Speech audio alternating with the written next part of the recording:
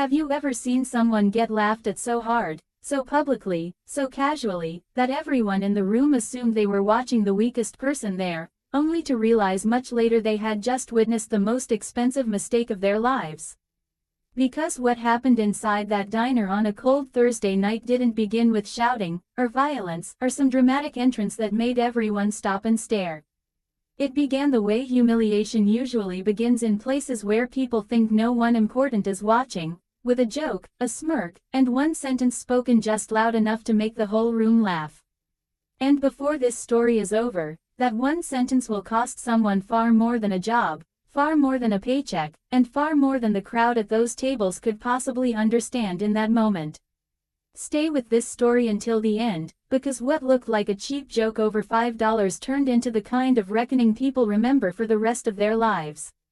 The diner sat just off the interstate, the kind of place travelers stopped at when they were too tired to care where they ate, and locals came because routine had become stronger than taste.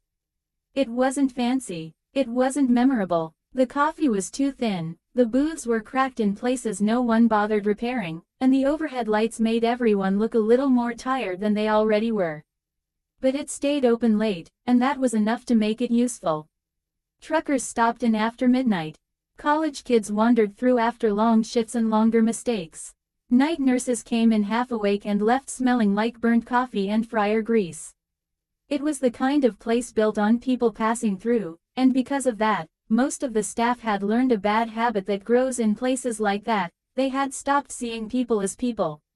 Customers were tables, orders were tickets, delays were annoyances, and anyone who walked in looking poor, tired, or out of place became something worse than invisible. They became entertainment. That night had already been moving badly for everyone on shift. Orders were backing up. The grill cook was behind. One of the servers had called in sick. The dish pit was overloaded, and the manager, Derek Harlan, had spent the last 2 hours doing what insecure men often do when they're failing in private. He turned his frustration into performance. Derek was the kind of manager who wore authority like a costume he was afraid someone might take away. Mid-30s, loud enough to make people think he was confident, cruel enough to make sure no one beneath him ever forgot who signed their schedule. He liked an audience. He liked control. And more than anything, he liked finding someone smaller than his own problems to stand on. By 9:30, the dinner rush had thinned just enough for the room to breathe, but not enough for the tension to disappear. Plates still clattered too sharply. Conversations rose and dropped in tired waves. The waitresses moved with that practiced speed people develop when they're exhausted but too underpaid to show it. And near the front window, under the yellow spill of the parking lot lights, a man stepped inside wearing the kind of cold that tells you he'd been outside too long. He looked to be somewhere in his late 50s, maybe early 60s, though hardship has a way of making age harder to measure. His coat was old, not ragged, but worn enough to tell a long story. His beard was gray, trimmed but uneven. His shoes had seen better years. He carried no bags, no phone in his hand, no visible sign that he belonged anywhere the people inside considered worth respecting. He just stepped in quietly, closed the door behind him, and stood there for half a second too long while the room decided what kind of man he was. And that was the moment everything tilted, though no one knew it yet. The hostess looked at him, then looked away the way people do when they've already decided what someone can spend. A young couple near the counter glanced up and smirked before returning to their fries. One of the line cooks leaned out from the kitchen window long enough to clock him and disappear again. No one said anything at first. They didn't have to. Places like that have their own language. A pause too long, a look too dismissive, a silence shaped like judgment. It spread through the room in seconds. The man noticed. Of course he noticed. Men like him always notice. The only difference is they learn not to react. He took a few slow steps toward the counter and asked the simplest question anyone had asked in that diner all night. He wanted to know if $5 was enough for coffee and something small to eat. That was it. No demand, no story, no pleading, just a question, and in a better place, that would have been the end of it. Someone would have answered. Someone would have pointed him toward the cheapest thing on the menu. Someone decent might have poured him a coffee and let him sit in peace. But Derek heard the question. And Derek saw an audience. He turned from the register with the kind of grin that usually means someone's about to confuse cruelty with charisma. Loud enough for the nearest tables to hear, he looked the man up and down, laughed once through his nose, and said, "If you've got $5, I'll quit right now." The first laugh came from the counter. Then another from a booth behind it. Then two more, small at first, reflexive, thoughtless. The kind of laughter people offer when they want to be seen agreeing with the person in charge. Derek smirked wider, sensing momentum. And just like that, a tired room full of strangers turned one man's hunger into a joke. The older man didn't answer right away. He just stood there with one hand resting near the counter, eyes steady, face unreadable in the way only people who have survived enough humiliation can manage. He looked at Derek for a long second. Not angry, not embarrassed, not even surprised. Just still, calm in a way that felt almost out of place in a room so eager to reduce him. That stillness should have warned someone. It didn't, because people are often most dangerous to themselves in the exact moment they become certain they've correctly judged someone else. And Derek, with half the diner watching and the room leaning in for whatever came next, had just made the worst kind of mistake. He mistook quiet for weakness. He mistook restraint for helplessness. And he mistook a man with $5 for a man with nothing. With that said, thanks for watching and until next time. Have you ever noticed how the loudest person in the room almost always believes silence means surrender? Derek certainly did. He stood there behind that counter grinning like he had just won something, shoulders loose now, feeding on the scattered laughter bouncing around the diner. It was the kind of laugh men like him lived for, not because it was funny, but because it proved the room had agreed to let him be cruel. And once a man like Derek feels a crowd leaning his way, he rarely stops at one insult. He pushes, he performs, he escalates, because cruelty, when rewarded, always gets bolder. The older man still hadn't moved. He kept one hand resting lightly on the counter, the other tucked near the inside of his coat. Not in a threatening way, not dramatic, just steady. His eyes stayed on Derek, and that seemed to bother the manager more than if the man had shouted back. Derek was used to one of two reactions from people he embarrassed in public. They either got angry, which gave him permission to become louder, or they got small, which gave him permission to become meaner. But this man did neither. He simply stood there and looked at him with the kind of patience that made Derek's joke hang in the air longer than it should have. And the longer it hung there, the less funny it became. So Derek did what insecure men do when their first laugh starts losing oxygen. He doubled down. "Come on," he said, leaning both hands on the counter, voice louder now, inviting the room back in. "You heard me. You got $5, I'll walk out right now. You can have the apron. You can run the place." A few more laughs followed, thinner this time, but enough for Derek to keep going. "Hell, maybe you can pay payroll too." That got another round, mostly from people too uncomfortable to stay quiet and too cowardly to stop it. The waitress nearest the coffee station didn't laugh. Her name was Elena Ruiz, and unlike most of the room, she had spent enough years in service to recognize the exact moment a joke turns into something uglier. She was in her early 30s, moving through the kind of exhaustion that comes from carrying too many shifts and too many responsibilities with too little help. She had seen Derek humiliate dishwashers, busboys, teenagers on their first day, and customers who looked too poor to complain. She had hated him for a long time in the quiet practical way working people hate men they can't afford to confront. But this felt different. Maybe it was the man's stillness. Maybe it was the way the room had joined in too easily. Whatever it was, Elena stopped pouring coffee and watched with a tightening expression that suggested she already knew this was going somewhere Derek hadn't thought through. The older man finally spoke, and when he did, he wasn't loud. He didn't need to be. His voice was low, calm, almost conversational, the kind of voice that makes people lean in without realizing they're doing it. "You'd quit for $5.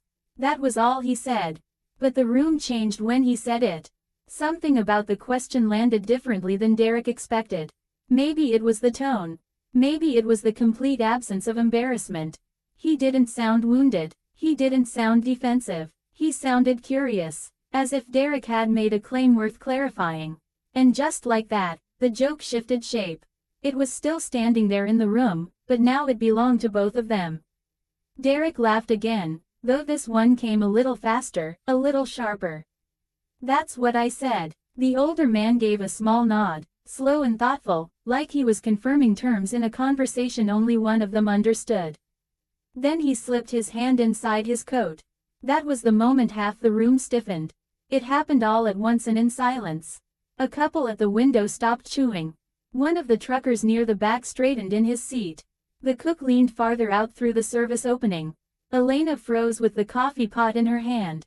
Derek's grin flickered for just a fraction of a second, not fear exactly, but the first crack in confidence that appears when a situation stops feeling scripted.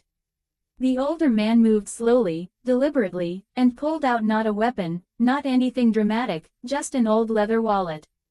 Worn edges, folded corners, the kind of wallet carried for years by someone who keeps what matters and replaces nothing until it absolutely fails. He set it on the counter with a soft tap that somehow landed louder than Derek's voice had. Then he opened it. Inside were bills. Not many, but enough. He counted $5 onto the counter in plain view of everyone watching. 1, 2, 3, 4, 5. Each bill landed with a small dry slap against the laminate. No flourish, no smile, no performance. Then he looked at Derek and said, just as calmly as before, "There's 5. No one laughed, not because the moment was dramatic. Because the room had suddenly lost track of who the joke belonged to. Derek stared at the bills as if they had interrupted something. The grin on his face stayed there a second too long, no longer natural, no longer easy. He had expected anger. He had expected embarrassment. He had expected some variation of wounded pride that would let him finish the exchange on top. He had not expected compliance.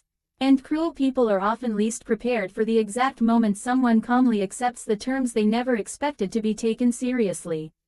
A few customers looked down into their coffee. One of the men at the counter let out a breath through his nose and said nothing. Even the kitchen had gone quiet now. The diner was still full of people, still lit the same way, still carrying the same smell of grease and coffee and old vinyl, but the energy had changed so completely it almost felt like someone had opened a door and let in different air. Derek could feel it. That was the first time all night he stopped performing and started calculating. Because now the room was no longer waiting to laugh. It was waiting to see whether he meant what he said. Derek stared at the 5 bills on the counter like they were some kind of trick, like if he looked hard enough the whole thing might bend back into a joke he still controlled. But money has a way of stripping performance down to terms, and his own words were now lying there in front of him in wrinkled green paper, plain and undeniable. $5. The exact amount he had mocked. The exact amount he had named. And suddenly the room wasn't laughing because laughter requires certainty, and certainty had just left the building. For a long second, Derek said nothing. That alone was enough to shift the mood. Men like him survive on momentum. They stay in control by filling silence before anyone else can use it. But this silence had arrived first, and now it belonged to the older man. A woman near the window looked up from her plate. One of the truckers in the back leaned his elbows onto the table and watched with open interest. The line cook stayed frozen in the service opening, not even pretending to work now. Even the young couple who had laughed first had gone still, sensing in that strange animal way crowds do when something social has turned and no one wants to be caught on the wrong side of it. Derek forced a laugh, but it came out thinner than before. "Cute," he said, tapping one finger against the counter. "Real cute." The older man didn't blink. "You said if I had $5, you'd quit." Again, not angry, not challenging, just clear. And clarity is a brutal thing when someone has built their confidence on noise. Derek's smile tightened. "You really think that's how this works?" The man tilted his head just slightly. "I think that's what you said." A few people shifted in their seats. That was the moment the room began doing what crowds always do once they realize cruelty might become accountability. They started pretending they had never been part of it. Eyes dropped. Smirks faded, postures changed. No one wanted ownership of the laughter now. What had felt harmless 30 seconds ago was beginning to feel expensive, and the crowd could sense it before they understood why. Derek straightened, trying to pull authority back over his shoulders like a coat he had nearly dropped. "You can't just walk in here and ask for coffee," the older man said. The interruption was soft. It hit harder than shouting would have. Derek stopped. The older man glanced briefly at the menu above the register, then back at him.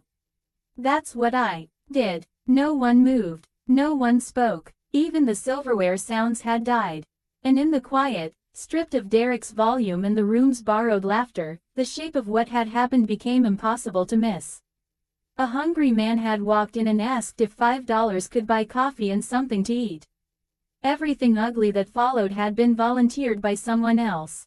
Elena felt it settle across the room all at once. She had seen hundreds of bad customer interactions.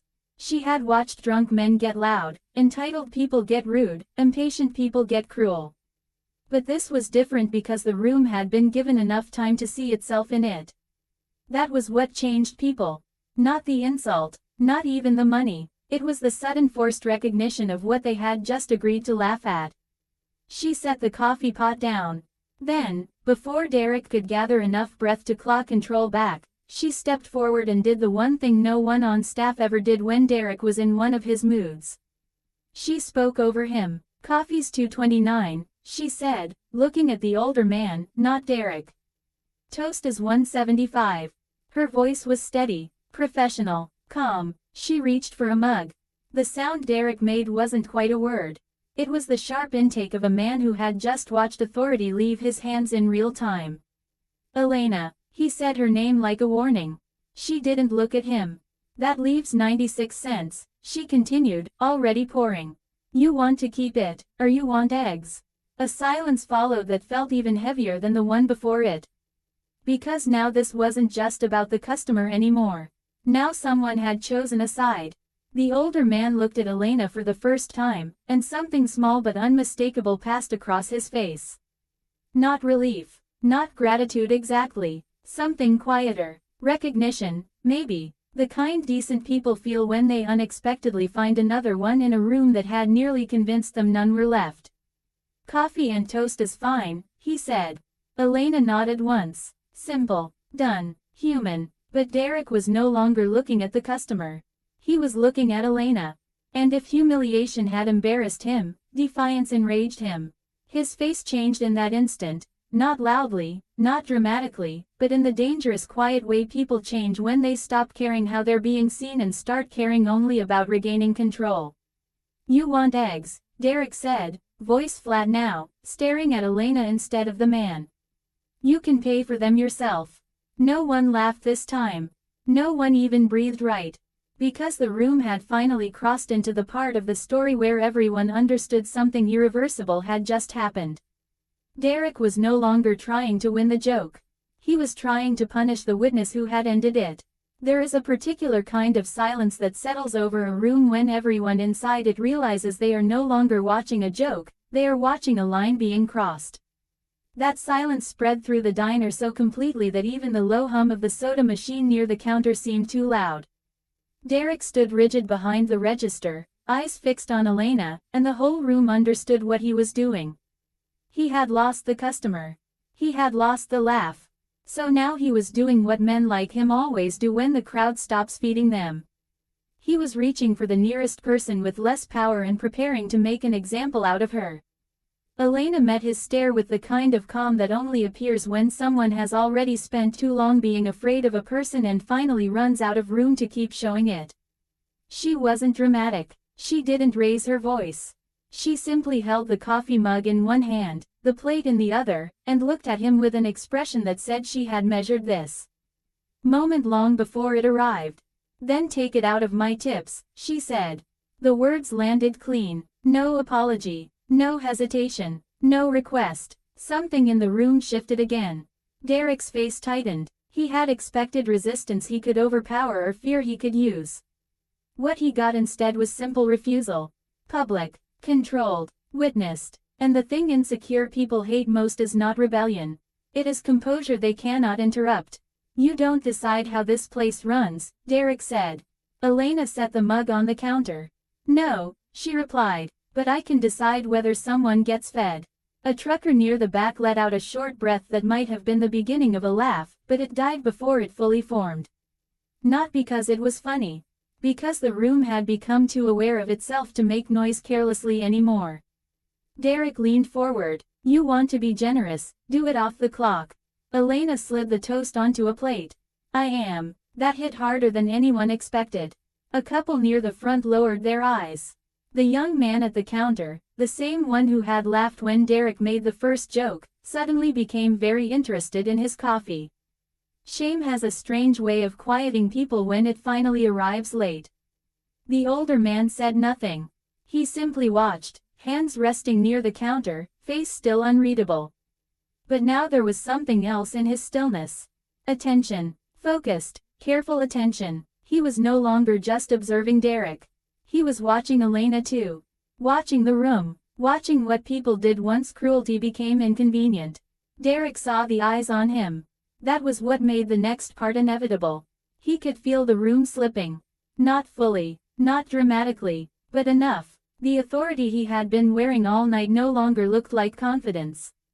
It looked like pressure, and pressure, when watched too closely, becomes fragile. So Derek did what men like him always do when their authority stops feeling automatic. He escalated. Fine, he said, voice loud enough to reclaim the room. You care so much, you can clock out and join him. That landed harder than he intended. Not because it was clever. Because everyone in the diner understood what it was. He wasn't enforcing policy. He was retaliating, and once retaliation becomes visible, power starts looking less like leadership and more like fear.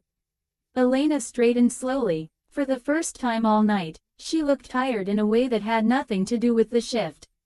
She looked like someone who had spent years swallowing smaller versions of this exact moment and had just realized she was too exhausted to do it one more time. Then do it, she said.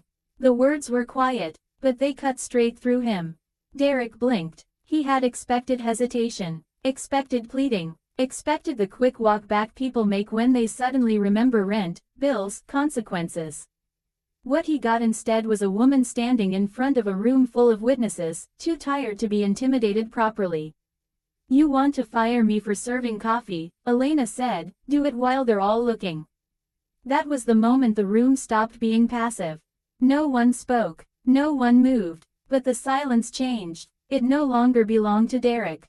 It belonged to everyone watching him decide what kind of man he was willing to be in public now that no one was laughing. And for the first time that night, he hesitated. Just enough for people to see it. The older man reached into his coat again. This time, no one stiffened. No one expected danger anymore. The room had finally learned where the real threat was standing. He pulled out something small and folded, set it beside the $5 still lying on the counter, and rested 2 fingers on top of it.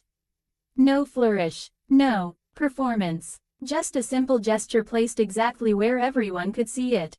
Then he looked at Derek and asked, in the same calm voice he had used all night, before you decide what happens next, are you sure you want to keep going?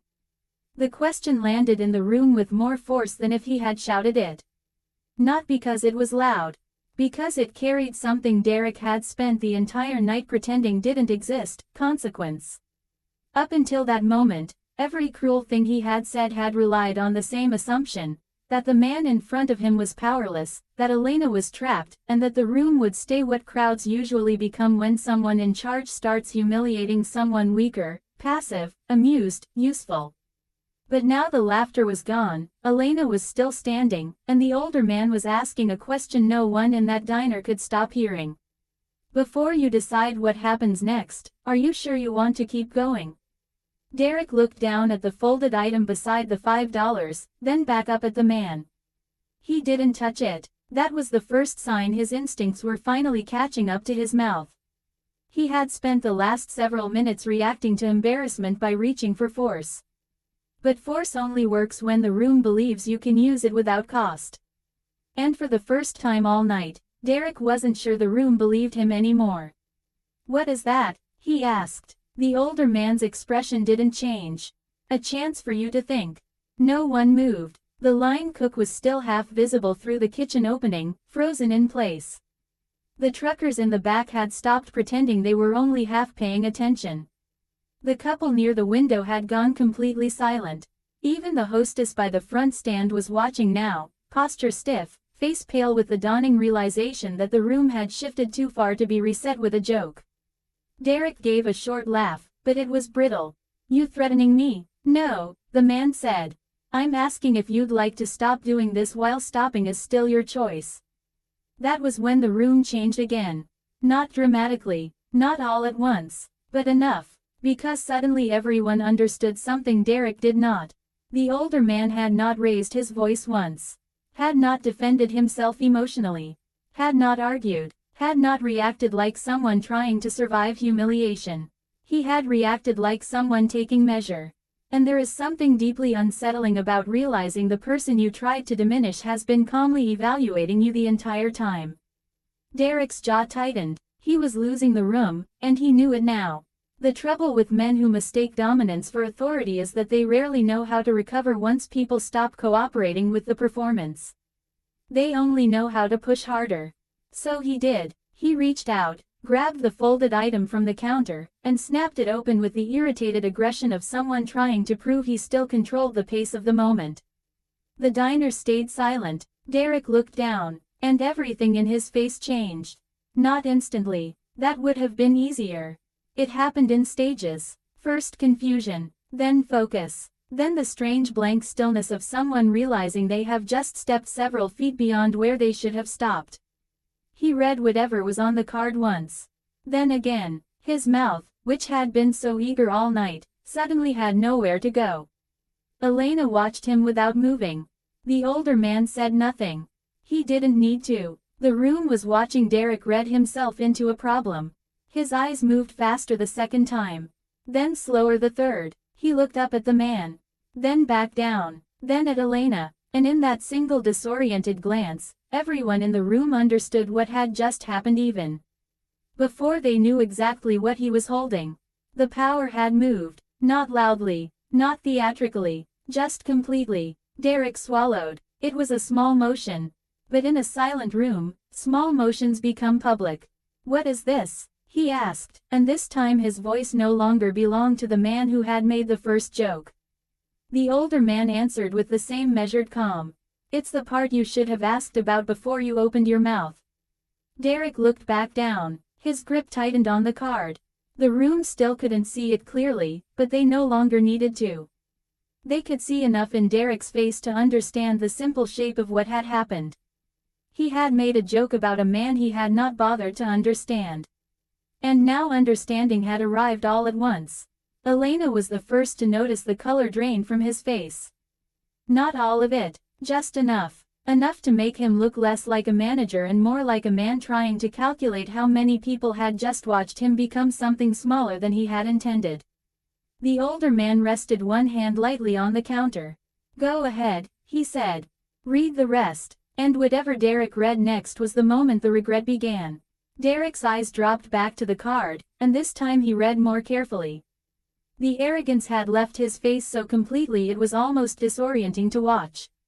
A few minutes earlier, he had been loud, loose, almost theatrical in the way he moved. Now he had gone rigid. His shoulders had locked. His jaw had tightened so hard it looked painful. He was no longer reading to dismiss. He was reading to understand how bad this had just become. The room remained perfectly still. No one asked what the card said. No one needed to. The truth was already spreading across Derek's face line by line. He turned the card over. Read the back, then the front again. Whatever he had expected to find, it was clearly not this. His lips parted slightly, but no sound came out. The older man watched him with a patience so controlled it had become unnerving. Not satisfaction, not revenge. Just the quiet stillness of someone who had given another person every opportunity to stop and was now watching them arrive at the cost of refusing to. Derek finally looked up, and when he did, the room saw something it had not seen all night. Uncertainty. Real uncertainty. Not the shallow hesitation of a joke failing. Not the brief discomfort of social embarrassment. This was deeper than that. This was the look of a man realizing he had built an entire interaction on an assumption that had just collapsed beneath him. "What is this supposed to mean?" he asked, but the question had no shape to it now. It was stalling, searching, buying seconds. The older man answered plainly.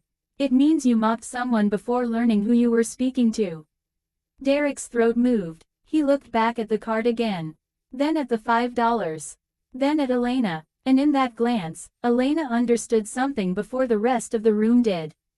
This wasn't just embarrassment. This was fear trying not to look like fear. Derek set the card down too carefully. That was the second tell. Men like him slam things when they felt powerful. They placed them gently when they were afraid of what touching them meant. The older man slid the card back toward himself but didn't put it away. Not yet. He let it rest near his hand where Derek could still see it. "Now," he said calmly, "would you like to continue?" No one in the room breathed right after that. Because it was no longer a challenge. It was an offer. A final one. Derek opened his mouth, closed it, looked toward the customers, maybe for support, maybe for normalcy, maybe for any sign the room would return to being what it had been. 10 minutes ago, it didn't. No one smiled at him. No one laughed. No one rescued him. And that was the first moment Derek truly understood he was alone in this. He tried anyway. People like Derek always do. You can't just come in here and flash something and ask for coffee, the older man said again.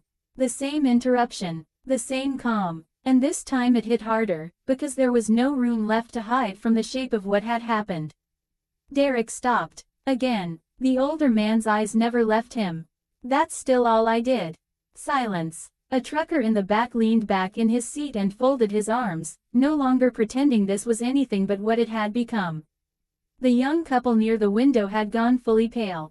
The hostess stood near the front stand looking like she wished she had never looked away when the man first walked in. Even the kitchen had disappeared into complete stillness, the cooks no longer hiding behind motion. The whole diner had become a witness. And Derek knew it. That was what made the next part worse. Because now he wasn't just aware he had made a mistake. He was aware that everyone in the room was going to remember exactly how long it took him to realize it. His voice came out flatter now. Smaller. "What do you want?" That changed everything. Not because of what he asked. Because of what he had surrendered to ask it. A few minutes earlier, Derek had been performing authority. Now he was negotiating consequence. The older man finally reached for the card and folded it shut with slow, deliberate care. What he said next was so calm it nearly made it cruel. "I wanted coffee." No one laughed. Not this time. Because now everyone in the room understood the full weight of the thing Derek had turned into a spectacle.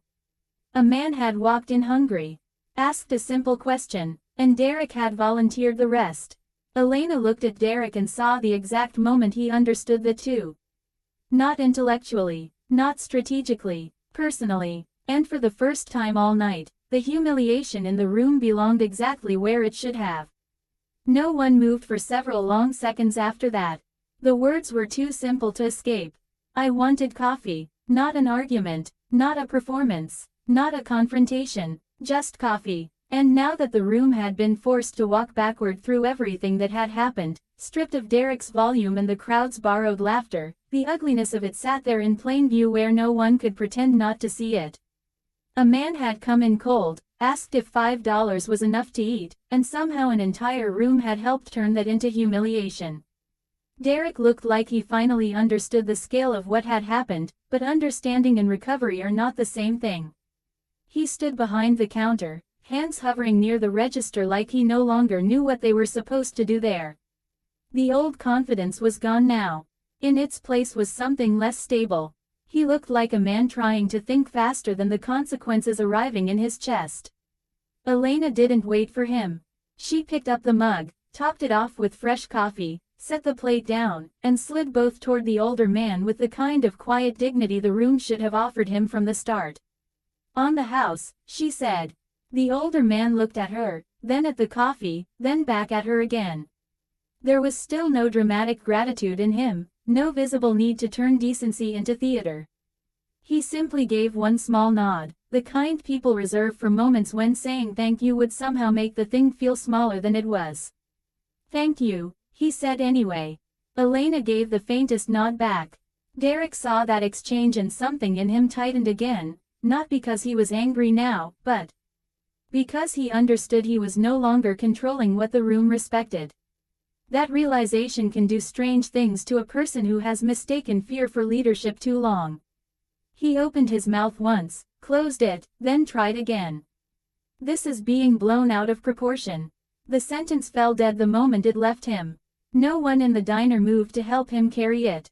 Not the customers, not the kitchen, not even the people who had laughed first. Because the room had already crossed the line where minimizing becomes confession.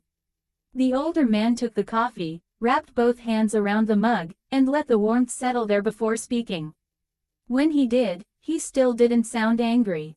That was the part that made people listen harder. "No," he said, "it was proportionate when I asked for coffee."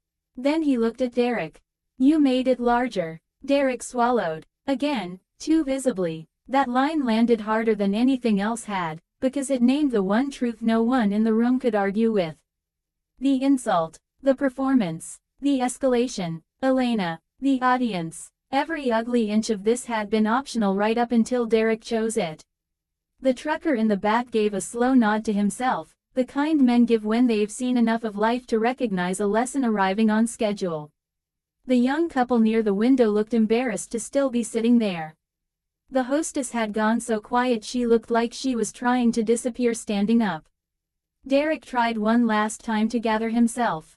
"Look," he said, and even that word sounded unfamiliar in his mouth now, "if there's been some misunderstanding." "There wasn't," Elena said.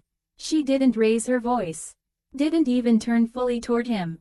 But she cut through him with a precision that stunned the room all over again. Derek looked at her. Elena met his stare without blinking. He asked if $5 was enough for coffee and food, she said. "You mocked him." They laughed. "Then you threatened me for feeding him." There was no misunderstanding. No one interrupted her. No one could. Because what she had done was simple and devastating, she had removed all the language Derek could hide inside and replaced it with sequence. And sequence is where truth gets hard to escape. The older man took one slow sip of coffee and set the mug down carefully. Then, for the first time all night, he looked not just at Derek, not just at Elena, but at the room. At all of them. When he spoke, his voice remained calm, but something in it had shifted. It wasn't sharper. It was heavier. "This is how people practice being cruel," he said. "They do it in small ways first. Cheap ways. Public ways. Ways that feel harmless because everyone else is doing it too." No one looked comfortable now. Not even a little. He let the silence settle before continuing. "They laugh. They join in. They tell themselves it was nothing. Then they wait for someone else to carry the shame." The words moved through the diner like cold air. A man at the counter looked down. One of the women near the window folded her hands and stared at them. The room had gone beyond discomfort now. It had entered recognition, and Derek, standing in the center of it, finally understood that whatever was written on that card had never been the worst thing set in front of him tonight. The worst thing was a room full of witnesses being forced to see him clearly. That was the moment the diner stopped feeling like a room and started feeling like a mirror. No one had anywhere left to place their discomfort except inside themselves. Not on Derek, not on the old man, not on Elena. The laughter had already happened. The silence had already followed it. And now every person sitting there had been made to confront the ugliest part of public cruelty, that it rarely belongs to one person for long. It spreads. It recruits. It becomes easier each time another person smirks and says nothing. The older man let that truth settle over them before he lifted the mug again. He drank slowly, without hurry, like a man who had been denied something simple and had finally decided he would take his time receiving it. The room watched him in silence, and in that silence the shape of him had changed. Not because his clothes were different. Not because anyone had suddenly decided he looked important. But because people had finally been forced to see how much of dignity has nothing to do with appearance and everything to do with how a person carries power when they never needed to announce they had it. Derek tried to stand straighter, but it no longer helped. His posture had become a costume everyone could see through. He looked around the room again, searching for relief, for distraction, for any excuse to shrink what this had become. But the crowd had turned on him in the quietest way possible. They had not attacked him. They had simply withdrawn the agreement that had made his behavior possible. That is the cruelest thing a crowd can do to a man who lives on approval. They can stop giving it. Derek cleared his throat. "Sir," he said, and the words sounded awkward coming out of him, as if respect were a language he had only heard spoken by other people. "If I've offended you." The older man looked up. That was all it took to stop him. Derek had spent the night speaking at him. He was now being forced to speak to him, and the difference was enough to strip half the confidence from his voice before the sentence could even finish. The older man set the mug down again. "If." The single word landed with surgical precision. Derek stopped, and in that one quiet interruption, the room felt the last of his control come apart. Not because he had been challenged. Because he had been made to hear himself. He looked down, then back up, and for the first time all night he seemed to understand that language itself had stopped helping him. Every softer version of what happened sounded insulting now. Every attempt to minimize it made him look smaller. Every excuse arrived already broken. So he did what men like Derek only do when every other option has collapsed. He tried the truth. "Fine," he said, the word catching slightly on the way out. "I was out of line." No one reacted. No relief. No release. Just the stillness of a room waiting to see if honesty had arrived because it was deserved, or because it was finally useful. The older man held his gaze. "That's closer." Derek's jaw tightened, but there was no anger left in it now. Just discomfort. Real, visible discomfort. The kind that can't be redirected because it no longer has anywhere else to go.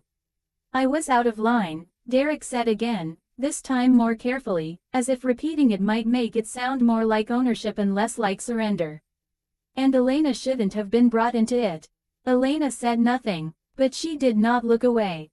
Derek noticed that too. The old man leaned back slightly, studying him in a way that made the room feel even quieter.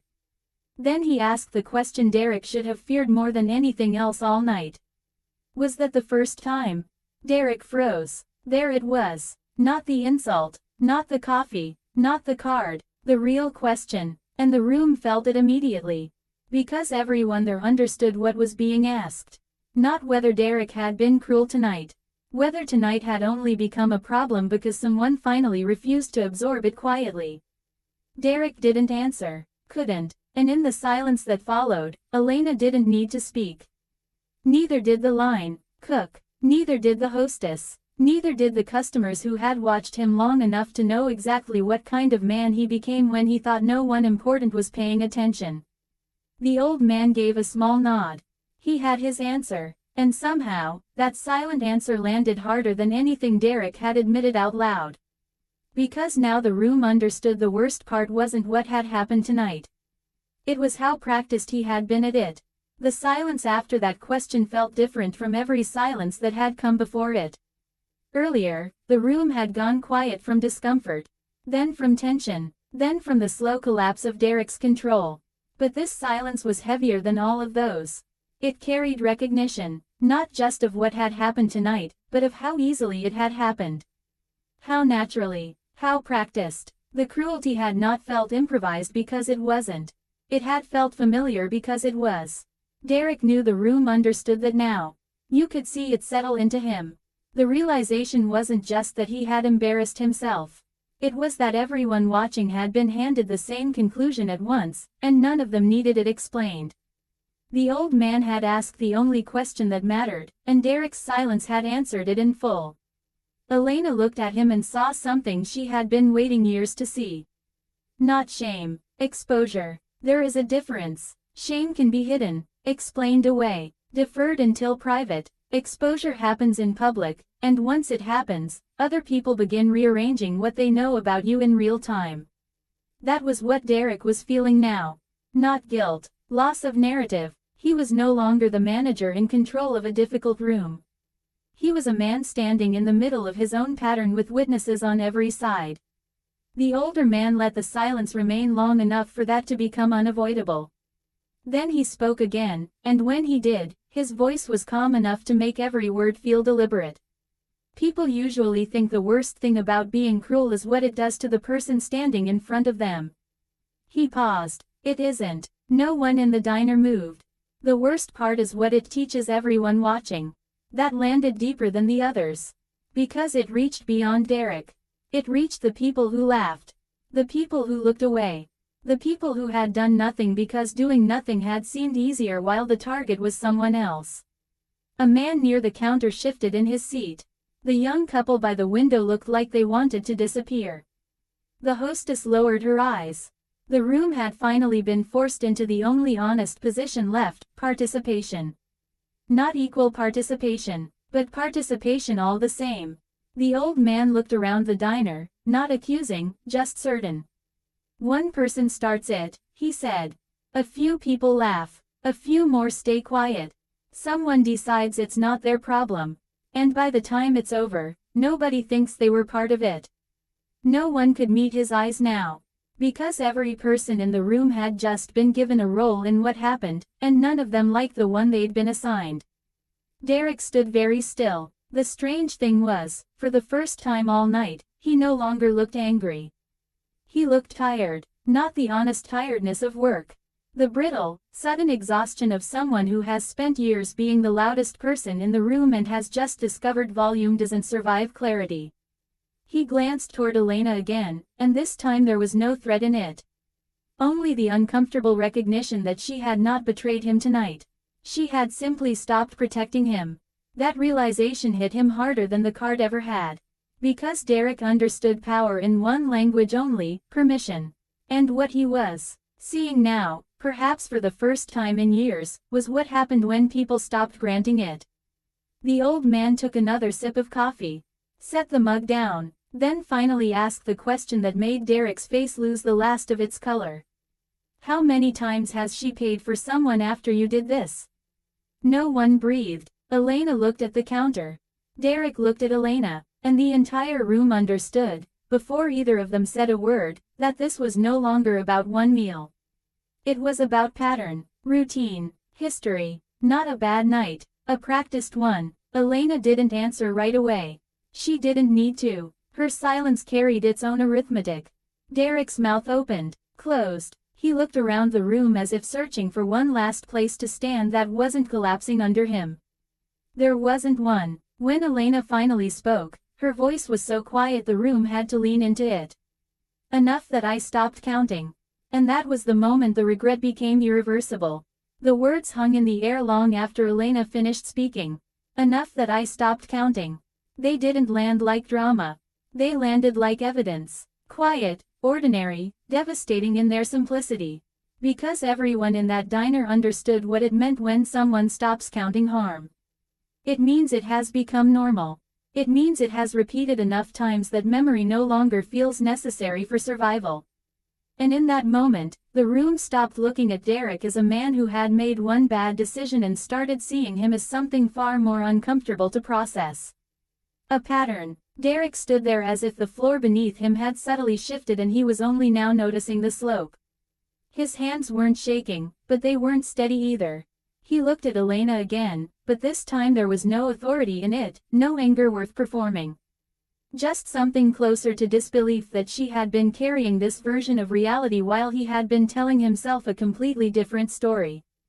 The older man watched him quietly, letting the silence do what it always did best in moments like this, strip away anything unnecessary.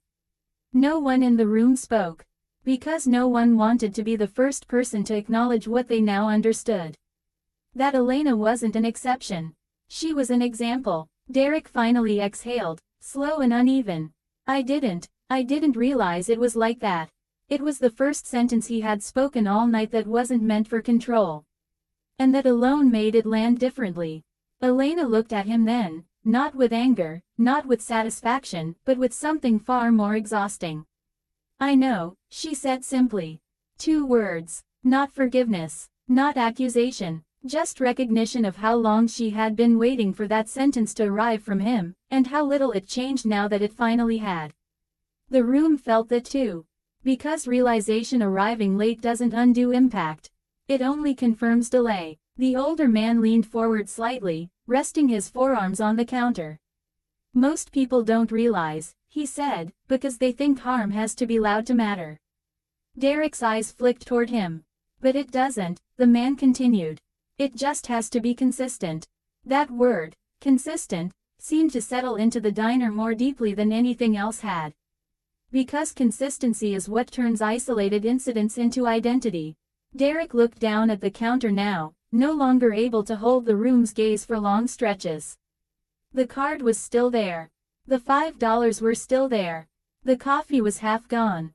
Everything from the beginning of this night was still physically present, as if refusing to let the moment be rewritten into something smaller.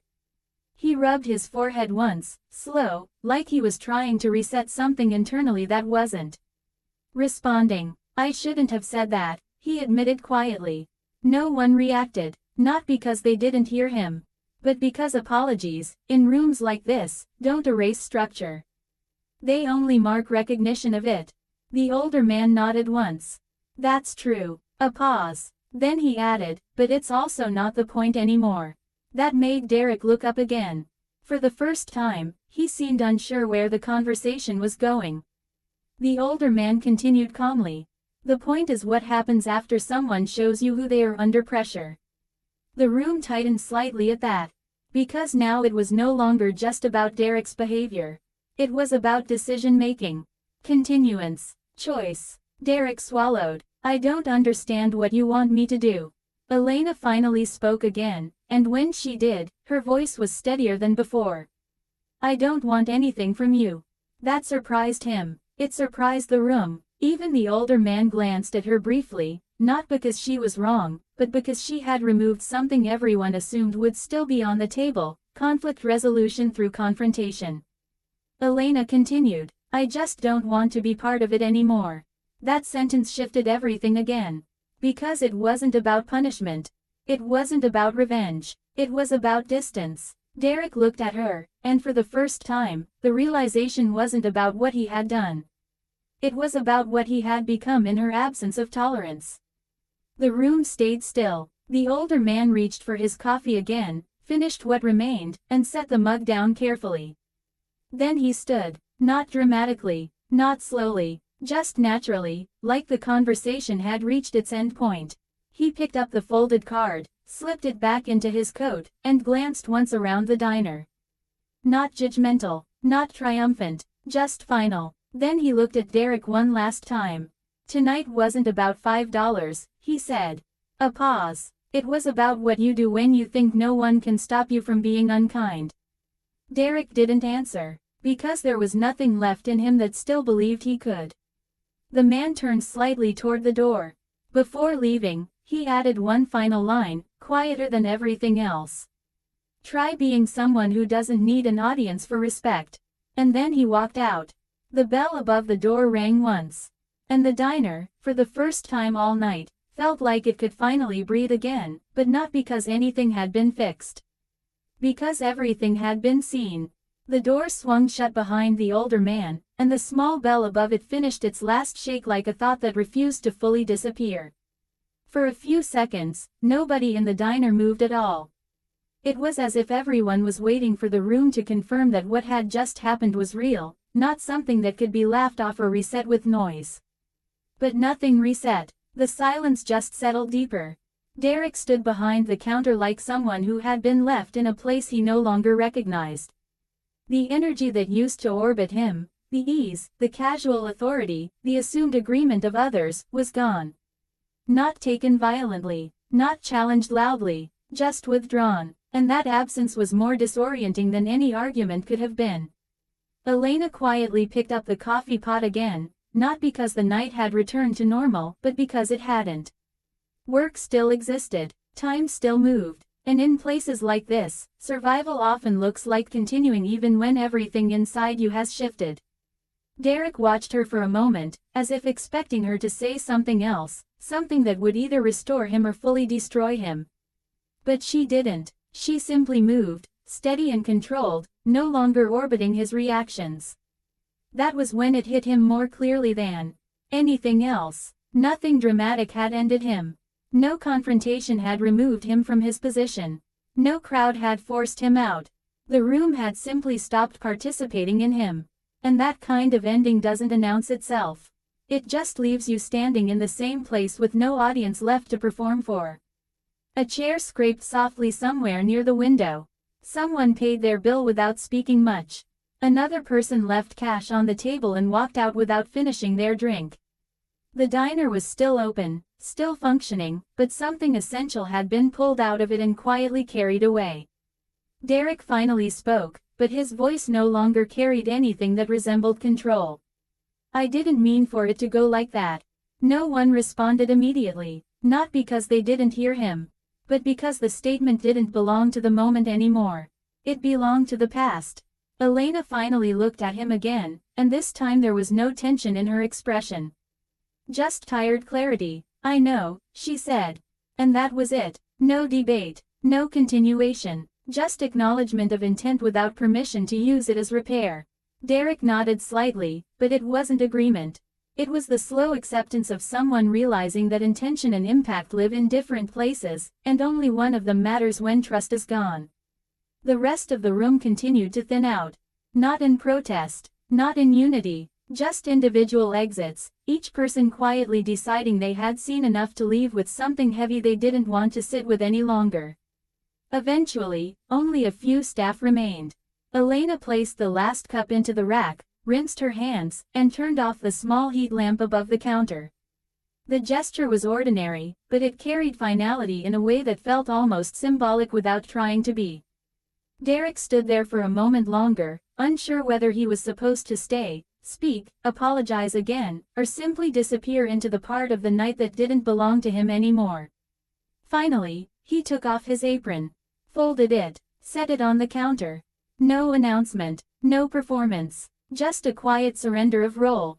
Elena didn't stop him, not because she agreed, but because there was nothing left for her to receive from him in that space.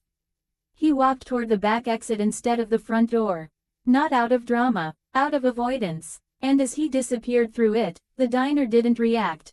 No one followed, no one called out, no one needed to, because some exits are not dramatic enough to be remembered by others, only by the person making them. The door closed behind him. And this time, the diner didn't feel like it was holding its breath anymore. It felt like it was returning to something quieter. Not peace. Just after, Elena leaned lightly against the counter for a moment, exhaling slowly, as if letting go of something she had been carrying far longer than this single night. The coffee machine hummed softly in the background. Outside, the parking lot lights flickered against the wet pavement like nothing important had happened at all. But inside, everyone who had been there understood something they wouldn't easily forget. It was never about $5. It was about how quickly people decide what someone is worth, and what happens when that decision is finally challenged by someone who doesn't need permission to be respected. The diner didn't return to normal.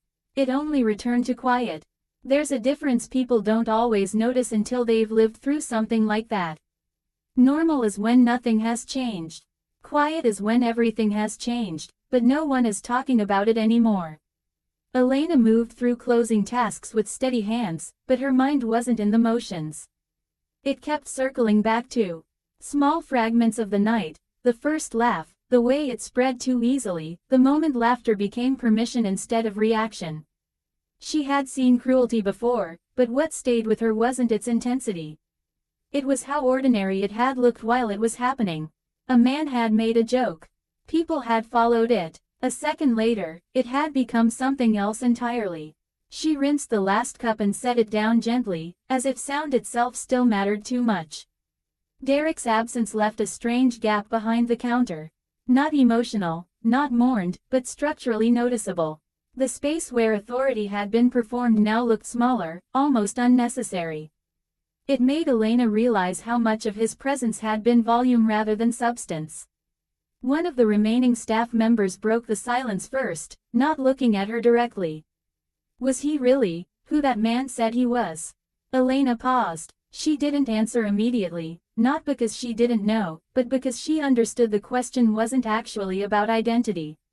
It was about consequence. About whether the ending of the night had been justified by some hidden status, some external authority that made it safe to accept what had happened. Finally, she said, "It doesn't matter." The staff member looked up slightly. Elena continued, more softly this time.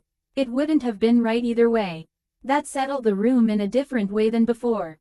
Not with tension, with clarity. Because it removed the last convenient escape route people often reach for after uncomfortable moments, the idea that respect only becomes necessary when someone important is present. Outside, the older man stood for a moment near the edge of the parking lot. Not waiting, just present. The night air was cooler now, the kind that carries away sound faster than it carries thoughts. He looked back at the diner once, not with judgment, but with something closer to quiet acknowledgement. He had seen versions of this before in different places, different faces, different names. The details always changed. The pattern rarely did. People underestimate how quickly small humiliations become acceptable when they are socially rewarded. He started walking again. No urgency, no destination that needed explaining. Inside the diner, Elena finally turned off the last light above the counter. The room dimmed into its after-hours version, the kind of darkness that feels less like an ending and more like a pause between truths. She grabbed her things, stepped outside, and locked the door behind her. The click of the lock was small, but it felt final. She stood there for a moment, keys in hand, looking out at the empty lot where the night had unfolded. It didn't feel like victory. It didn't feel like loss. It felt like something simpler and heavier than both. Awareness. Because now she knew something she hadn't fully known before this shift began. Most cruelty doesn't announce itself. It just needs a room willing to laugh first. And most courage doesn't arrive loudly either. It just needs one person willing to stop laughing when everyone else starts. Elena exhaled, slipped the keys into her pocket, and started walking home. Behind her, the diner stayed open in shape, but not in feeling. And somewhere farther down the road, the night kept moving forward as if it had never paused at all. The walk home felt longer than usual, not because the distance had changed, but because Elena's mind kept replaying moments she couldn't fully leave behind. Not the ending, not even Derek's exit, but the beginning. The ease of it, the way a simple comment had been allowed to grow without resistance. She kept thinking about how many small decisions had to stack on top of each other for a room full of people to collectively accept something they would individually deny later. It wasn't one person, it never really is. That realization sat heavier than anything else. Behind her, the diner was already fading into the ordinary rhythm of the night again. Cars passed on the highway. Distant headlights stretched across wet pavement. The world kept doing what it always does after something uncomfortable happens, it moved forward without acknowledging it directly. But inside the people who had been there, it didn't move on cleanly. The young couple sat in their car for several minutes before starting the engine. Neither of them spoke at first. The driver eventually broke the silence, not looking at his partner. "I shouldn't have laughed." The admission wasn't dramatic. It wasn't emotional. It was flat. Honest in the way regret usually is when it arrives too late to change anything but early enough to stay. His partner didn't respond immediately. Then she said quietly, "I did too." That was all. No argument, no comfort, just shared recognition of participation.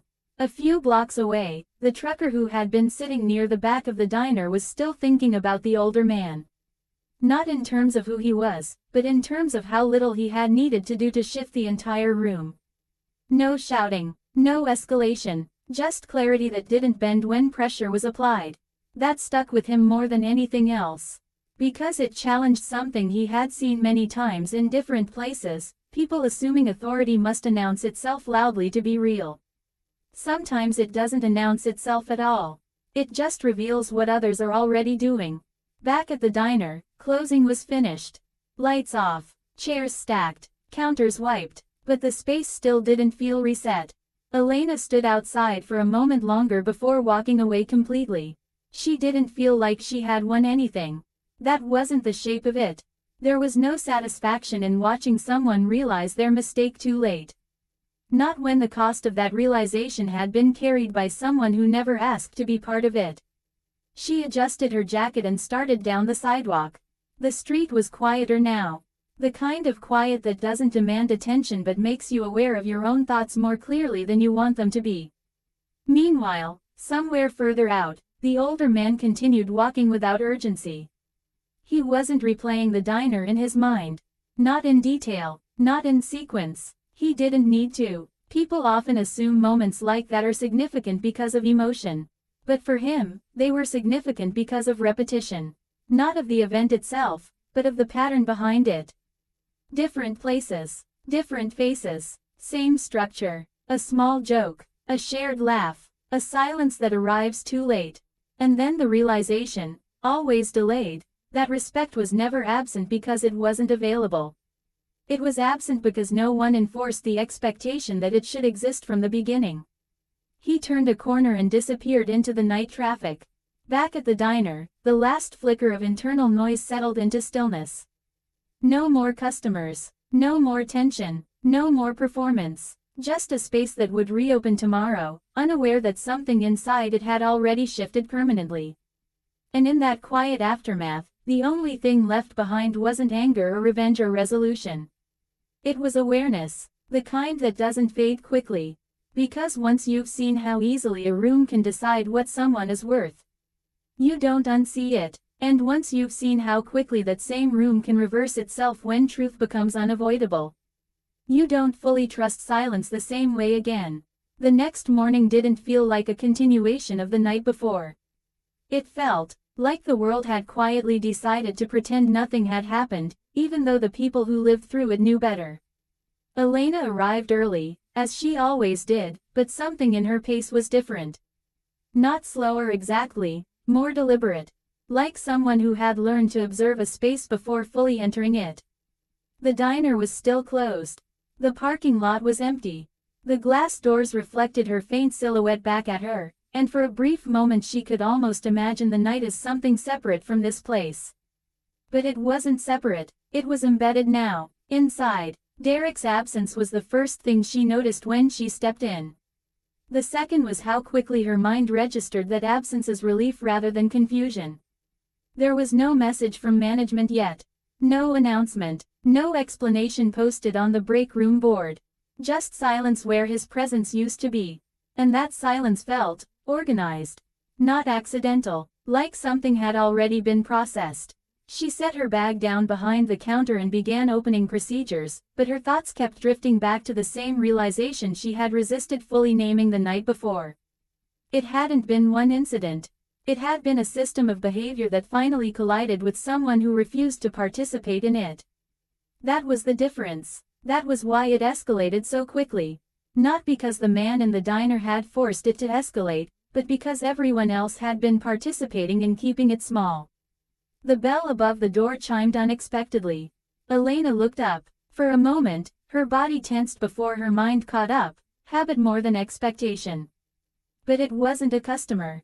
It was the morning manager from another branch, someone she recognized but didn't know well. He stepped in carefully, like someone entering a space that had recently changed temperature. "Elena," he said. She nodded once. "Morning." He hesitated, which was unusual for him. People who worked management rarely hesitated unless they were carrying instructions they didn't fully own. "We're reviewing last night," he said. Elena didn't respond immediately. She simply waited. He continued, slightly lowering his voice. "There's going to be a statement process. Nothing formal on your side yet, but I need to ask you a few things." She understood what that meant. Not punishment, containment. Systems rarely respond to disruption with emotion. They respond with documentation. "Okay," she said simply. He looked at her for a moment longer than necessary, then added, "You did the right thing, from what I'm hearing." That sentence should have brought relief. It didn't, because Elena could hear what wasn't being said. "From what I'm hearing" meant she wasn't the source of validation. She was part of the record being reconstructed. After he left, the diner felt even quieter than before opening. Elena leaned lightly against the counter for a moment, letting her thoughts settle into something more structured than emotion. The older man's words from the night before came back to her, not as memory but as framework. Most people think cruelty is about intent. But it's about repetition. She had seen it now, clearly enough that it would stay with her longer than the shift itself. Across town, the man from the night before was already gone from the area. No trace of urgency in his departure. No visible aftermath following him. But the impact of what had happened continued in quieter ways, inside the people who had been there, inside the system now reviewing what had taken place, inside the small uncomfortable awareness growing in anyone who had heard a second-hand version of the story. Because stories like that don't stay contained. They spread in fragments. A joke made at a counter. A man who didn't react. A card no one fully saw but everyone assumed mattered. A manager who stopped being loud at exactly the wrong moment. And beneath all of it, the simplest part that no one could escape. Someone had been humiliated publicly. And the room had chosen how long it continued. Elena turned back to her work, but something in her had already shifted permanently. Not bitterness, not anger, just clarity, the kind that doesn't fade when the shift ends. Because it isn't tied to the diner anymore. It's tied to how quickly people decide what they are willing to accept in a room full of others, before deciding who to become when no one is laughing. By midday, the diner had reopened properly, and the world outside had already started behaving as if it had never paused. Cars pulled in, regulars arrived, orders resumed their familiar rhythm. Coffee was poured, plates were cleared, and conversations returned in their usual low, unremarkable hum. But underneath all of it, something had changed in how people moved through the space. Not visibly, subtly, like a room that has been repainted overnight in a slightly different shade, and everyone keeps insisting it's the same color until they stand still long enough to notice it isn't. Elena noticed it most in the pauses. Customers hesitated a little more before joking. Servers spoke a little more carefully to each other. Even the kitchen felt quieter, not because it was calmer, but because everyone had learned, without being told, that tone mattered more than it used to. Derek's name didn't appear on the schedule board that day. No explanation was posted, no formal announcement circulated among staff. Just an empty space where his shifts used to sit, like a missing block in a structure that had already begun adjusting around it. Elena didn't ask questions, not because she didn't have them, but because she understood something now that she hadn't fully understood before. In systems like this, answers don't arrive all at once. They arrive in layers, and the first layer is always silence. Around mid-afternoon, a regular customer, an older woman who came in almost every day for the same booth and the same coffee, watched Elena for a moment longer than usual. "You seem different today," she said casually, not accusatory, just observant. Elena paused slightly before responding. "Same me," she said. But even as she said it, she knew it wasn't entirely true. Because experience doesn't change identity in obvious ways. It changes boundaries. The woman nodded slowly, accepting the answer without needing more. Later, in the break room, Elena overheard two employees speaking quietly. "Is he gone for good?" one asked. "I think so," the other replied. HR said something about conduct review escalation. They didn't say his name loudly. It wasn't necessary anymore. Names often lose weight quickly once systems begin processing them. Elena leaned against the doorframe for a second, listening but not interrupting. She wasn't interested in gossip. She was listening for structure. For how the story was being absorbed. Because that was what mattered now, not the event itself, but how it would be categorized moving forward. At some point, every incident either becomes isolated, or becomes precedent, and she could feel, even without being told directly, that this one was moving toward the second category. That evening, as the diner began to quiet again, Elena stepped outside during a short break. The air was cooler now, the sky dimming into that muted gray-blue that sits between day and night without fully belonging to either. She stood near the side of the building for a moment, letting herself breathe in a way she hadn't properly done since the night before. Not relief, not closure, just space. Her phone buzzed once. A message from an unknown number. No name attached. Just a short line. "You handled that well." She stared at it for a moment. There was no context, no signature, no explanation of who had sent it or why. But somehow, she already knew it wasn't about praise. It was about acknowledgement. And acknowledgement, in moments like these, is never really about comfort. It's about confirmation that what you saw was seen by someone else too. She didn't reply. Instead, she locked her phone and looked out toward the street.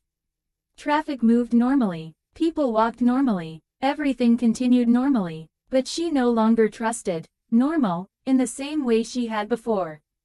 Because now she understood how quickly it could shift. And how many people had to quietly agree for that shift to happen. And once you see that agreement clearly, you don't unsee it again. By the time night came around again, the diner felt almost rehearsed in its normality. Lights on, open sign glowing, coffee brewing, the same rhythm, the same sounds, the same small routines that usually erase the memory of anything unusual within 24 hours. But memory doesn't leave places that easily. It lingers in behavior. Elena noticed it in how people avoided certain jokes. In how staff corrected themselves faster than before. In how even the smallest tone shift made people pause for half a second longer than they used to. No one said what they were thinking. They didn't need to. Everyone was calibrating, learning where invisible lines had quietly moved. Around 8:40 p.m., a man walked in alone and took a seat near the window.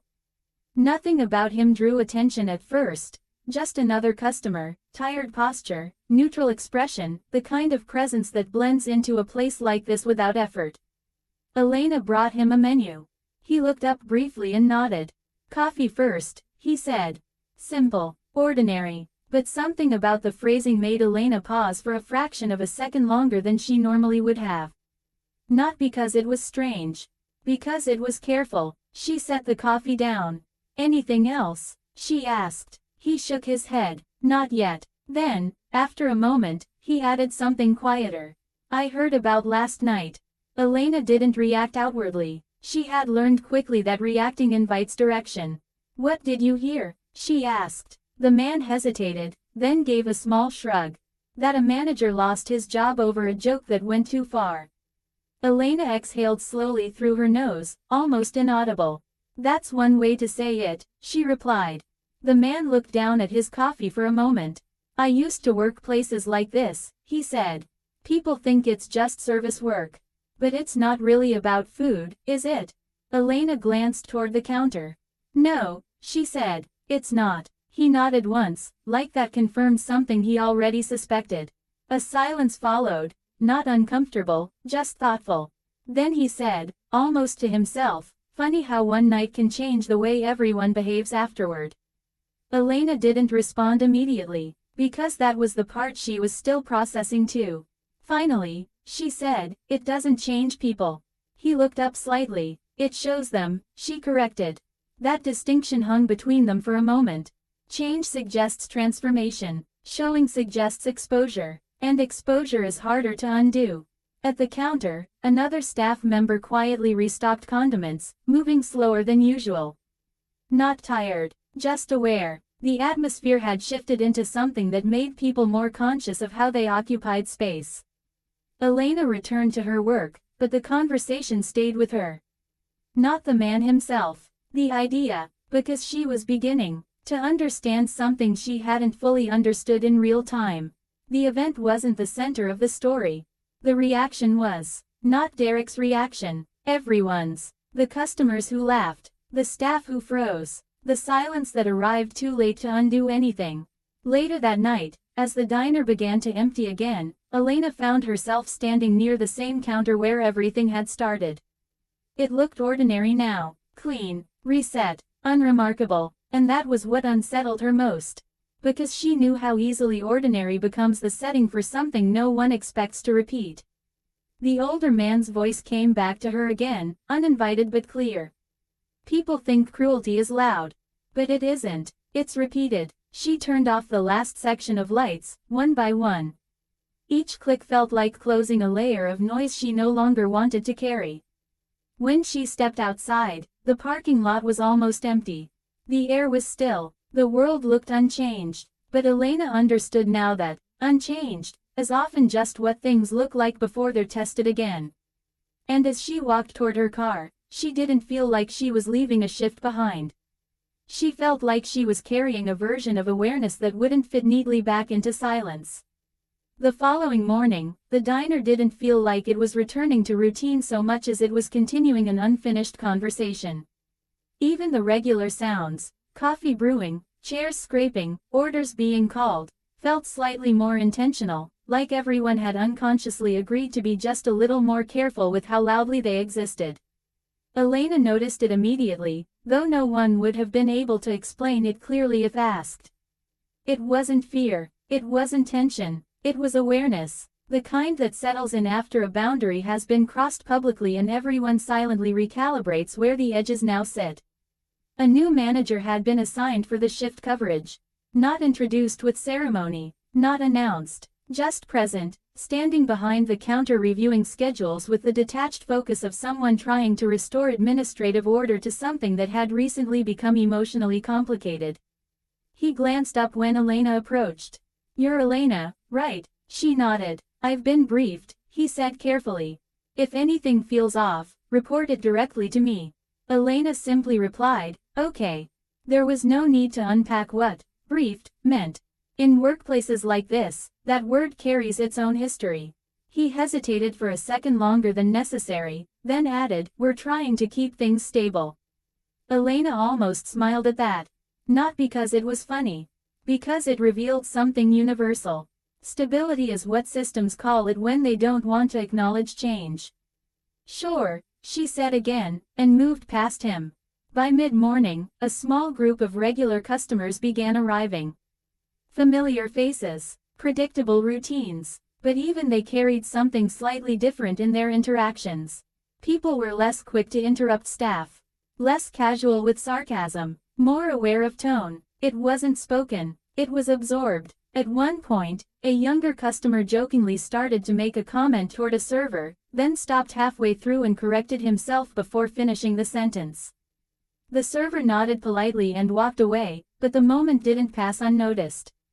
Elena saw it, so did two other people nearby. And no one laughed, because laughter, once it becomes risky, stops being automatic. That afternoon, Elena found herself alone for a moment near the back storage area. She leaned lightly against the wall, letting the quiet settle in.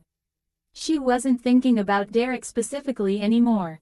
Not as a person, but as a trigger, a point in time where something invisible had become visible. The older man's presence in her memory wasn't sharp now. It was steady, less like an event, more like a reference point. The kind of moment your mind returns to when trying to understand how quickly behavior can shift when someone refuses to participate in disrespect. What stayed with her wasn't what he did. It was what he didn't do. He didn't escalate. He didn't match tone. He didn't try to win the room. He simply refused to be reduced by it. And that refusal had been enough to expose everything else. Later that evening, the diner was busier again. But quieter in a different way. Not empty quiet, controlled quiet. Elena noticed a group of coworkers speaking softly near the kitchen pass.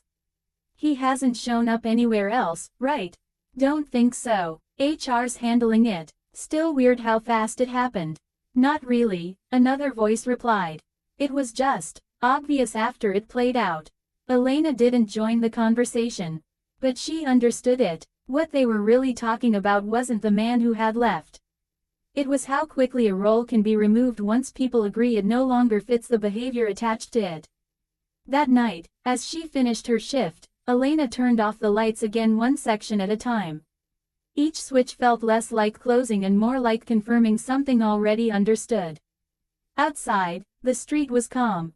Normal, unremarkable, but Elena no longer experienced normal as neutral. She experienced it as temporary agreement.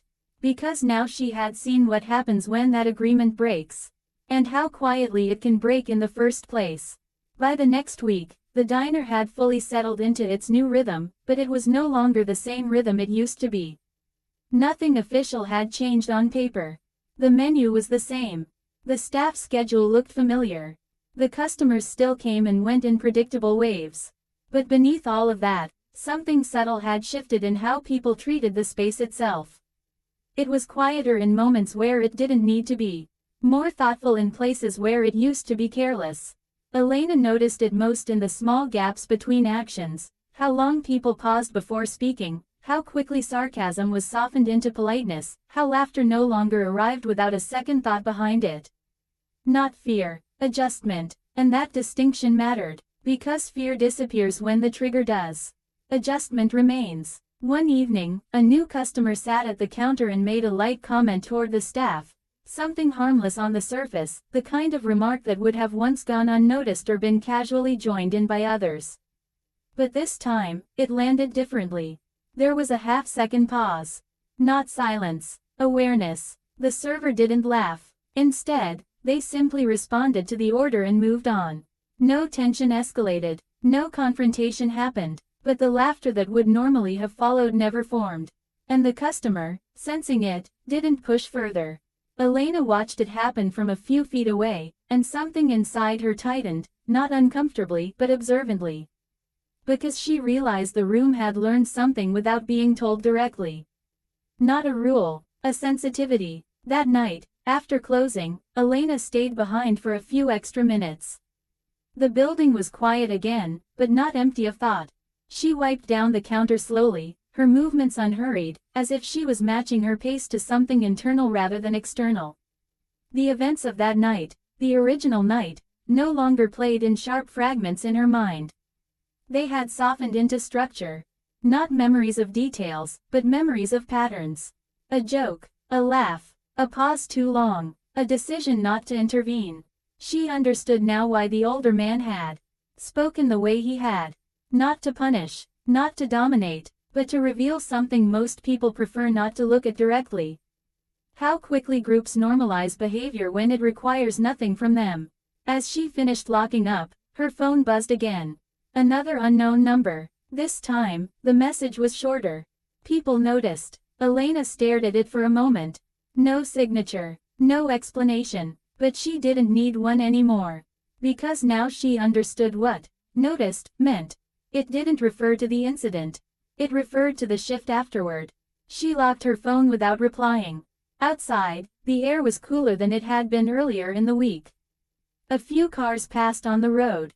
Distant voices from somewhere nearby. Life continuing exactly as it always had, without pause, without commentary. But Elena no longer measured things by how unchanged they appeared. She measured them by what they revealed when something unusual disrupted the surface. And in that sense, the diner had changed more in one night than it had in years. Not because something loud had happened, but because something quiet had refused to be ignored. And once people experience that kind of moment, once they see how easily a room can turn, and how easily it can be turned back by someone who simply refuses to participate, they don't go back to not seeing it. They just learn to notice it in smaller ways. And carry it with them longer than they expect. The following days didn't bring any dramatic developments, but they did bring something more lasting: consistency. Not the kind the diner had before, built on routine and habit, but a quieter kind shaped by awareness.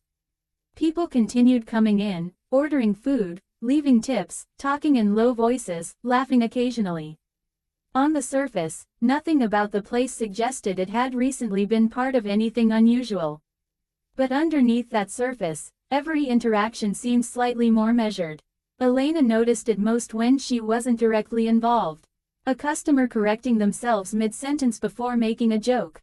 A coworker pausing before responding too sharply. A manager choosing words more carefully than necessary.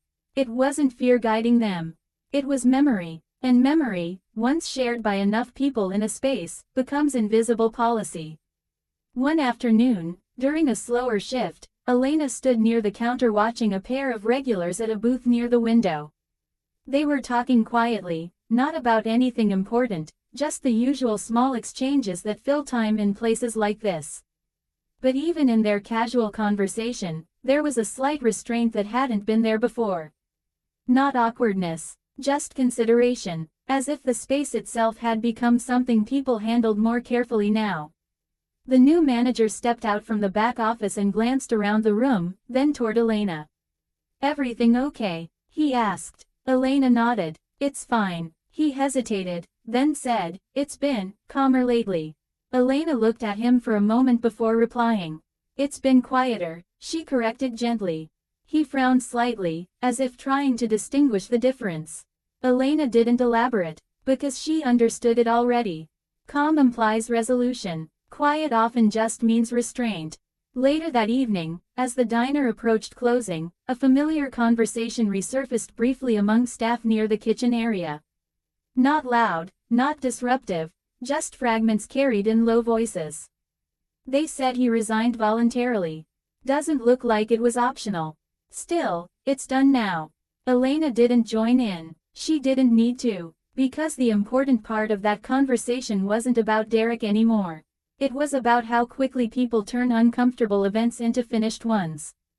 Things like that get labeled, filed away, and mentally closed as soon as possible. But Elena had learned something that didn't allow that closure to feel complete anymore. Some events don't end, they spread into how people behave afterward. That night, after the last customers left, Elena walked through the diner slowly before shutting down for the final time. She noticed things she hadn't noticed before, not because they were new, but because her attention had changed. The way people avoided unnecessary sharpness. The way tone softened automatically before reaching confrontation. The way silence was no longer used as permission for cruelty. It wasn't perfect. Nothing was. But it was different. Outside, she paused near the entrance before locking up. The street was calm, familiar, ordinary in the way cities always are when no one is paying attention to anything specific. She thought briefly about the older man again, not as a mystery, not as a figure of authority, but as a reminder of something simpler than that. That respect doesn't always need to be demanded. Sometimes it only needs to be withheld from those who assume it will always be given. Elena locked the door. The sound was small, but final in a way that didn't feel like an ending anymore. More like continuation, because she understood now that what happened that night wasn't an isolated story. It was a pattern being interrupted. And once you've seen a pattern break, you start noticing where it might break again.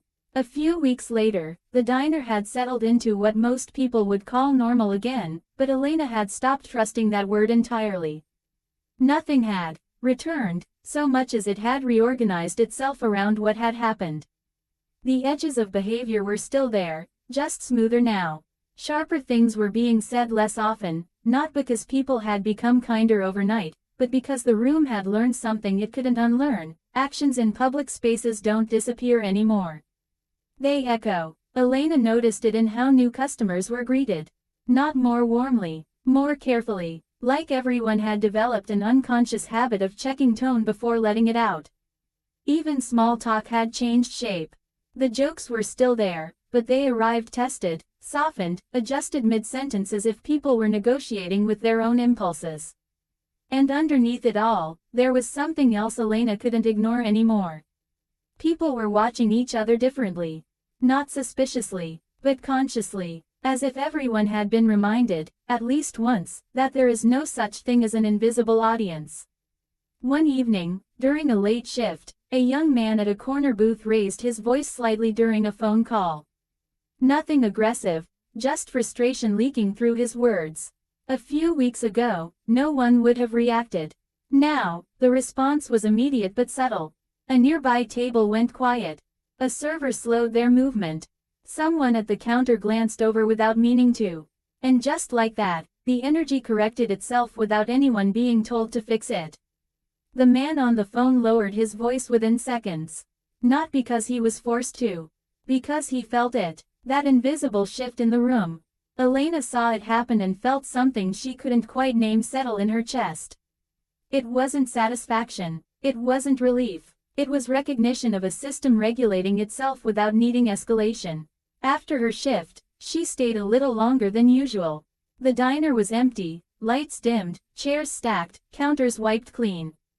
The space looked like it always had at this hour, still, neutral, waiting. But Elena no longer saw neutral the same way. She saw memory embedded in behavior. She saw cause and effect stretched across days instead of minutes. Her phone buzzed once. A message from a saved number she didn't fully recognize anymore because she never needed to respond to it. Things settled. Elena stared at it for a moment. Then replied. They adjusted. There was no reply after that.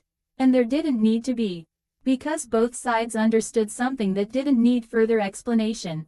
Nothing had been fixed. Nothing had been undone. But something had been absorbed. Later, as she stepped outside, the night air felt familiar again, not because it had changed, but because she had. The diner behind her was quiet. The street ahead was ordinary. And for the first time in a long time, Elena didn't think about what had happened as an event that ended. She thought about it as something that continued. Not in noise, not in drama, but in the way people now paused before choosing how to treat each other in small, unnoticed moments. And that, more than anything else, was what stayed with her. Because she had learned the difference between a moment that is forgotten and a moment that quietly rewrites how people behave afterward. The change didn't announce itself.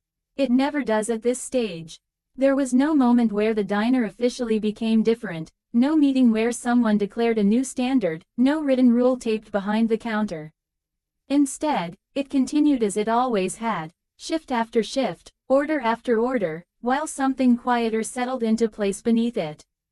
Behavior. Not enforced, not instructed, but remembered. Elena noticed it most in the smallest interactions, the ones people usually ignore because they seem too insignificant to matter. A customer correcting their tone mid-sentence. A server pausing before responding too sharply. A laugh that didn't fully form because someone reconsidered whether it was appropriate. These weren't dramatic changes. They were adjustments. And adjustments are what systems look like when they've been reminded that consequences don't always arrive immediately, but they do arrive. One afternoon, the diner was moderately busy.